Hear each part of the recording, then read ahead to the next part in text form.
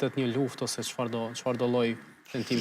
Për shkak të zhvillimeve ndërkombëtare, shumë të kisha për të gati dramatike, nuk përjashtoj asgjë. Pse e them këtë? E them sepse janë shumë konsistent në atë qëndrim. Pra, mbajnë Kosovën në kushtetut, si pjesë e Serbisë, nuk janë distancu për asnjë çast nga gjenocidi, nga krimet masovike që kanë bërë në Kosovë.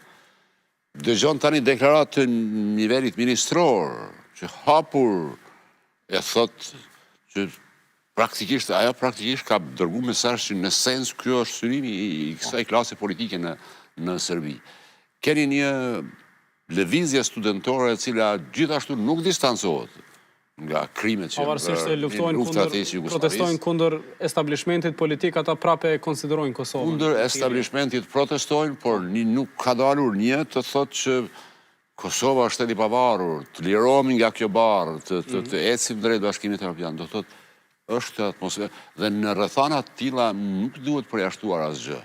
Unë nuk them që presë ndonjë ndërhyrje të tyre, por nuk duhet përjashtuar mundësinë që të bëjnë përpjekje në veri, sidomos, sepse këtë nuk e fshehin. S'ka mbaruar në Banjskën kjo.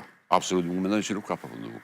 Nuk ka përfunduar dhe druaj që presin rrethana tjera ndërkombëtare, më të volishme për ta, tani do ta shohim nëse do të jenë më të volishme apo më të pavolishme, sepse lufta në Ukrainë nuk është duke shkuar sipas projekcionit të Moskës dhe kjo e dobëson pozicionin e Serbisë bukur shumë.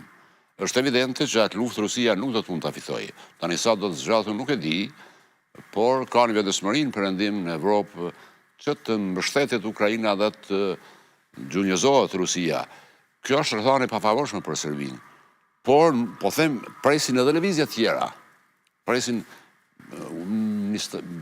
ka spekulime madje, informacione edhe kredibile, që presin një konferencë të madhe ndërkombëtare, ku do të Kosovës dhe të Bosnjës, për të përfituar aq sa është e mundur. Po them, e dyta, armatimi i tyre kohëve të fundit, armatimi shumë i sofistikuar.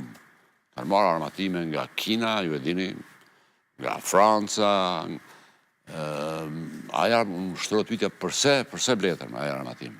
Ajo armatim nuk blet për Kroacinë. Kroacia është anëtar i NATO-s, është në Bashkimin Evropian. Ajo armatim druaj që është për të dërguar mesazhin që çështja në Bosnjë dhe në Kosovë nuk ka përfunduar dhe se ata... Që ka thënë që po blen armatim për të mbrojtur prej kësaj aleancës trepalëshe. Ai normalisht do ta thotë që Shqipëri Kroaci. Po nuk e shtrohet pyetja nëse pse prej Kroacisë të mbrohet nga Kroacia s'ka kurfar ambicie territoriale në raport me Serbi. Ka kërkesa tjera politike. Është pretekst. Pretekst për t'ja justifikuar, do thotë armatosin deri në dhëmbë. Si është